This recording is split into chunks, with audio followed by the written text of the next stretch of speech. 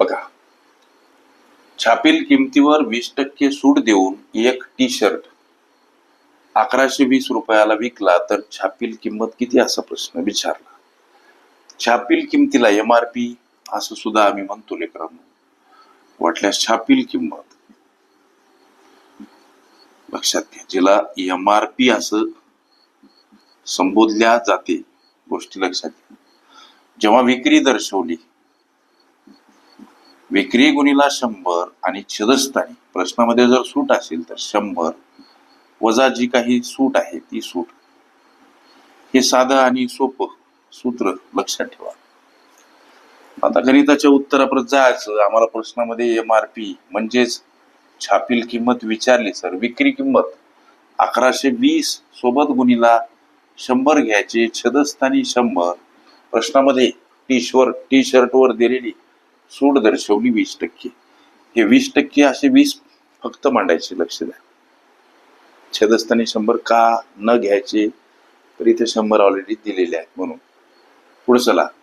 मग आता MRP पुढे चला बराबर 1120 गुणीला 100 छेदस्थानी 80. लक्ष द्या, 20 चूक 80, 20 100 सर. मग आता हा भाग कसा जातो, तर 4 वाटल्याची एक पायरी वाढवा. MRP बराबर इकडं उरलं 1120 गुणीला इकडं 5 आणि इकडं छेदस्थानी 4. बघा, 4 1 4, 4 3 12 होतात, नाही जात भाग. 4 2 8, 3 उरतात, होतात 32. 4 8 32 सर. उरलं 0.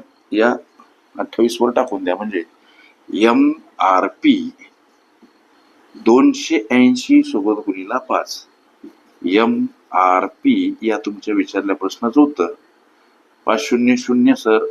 5 8 40 0, 4 5 2 10 आणि 4 14, 1400 रुपये हे तुमच्या या विचारल्या प्रश्नाचं उत्तर. म्हणजे त्या शर्टची छापील किंमत किती, 1400 रुपये हे तुमच्या विचारल्या प्रश्नाचं उत्तर. ओके.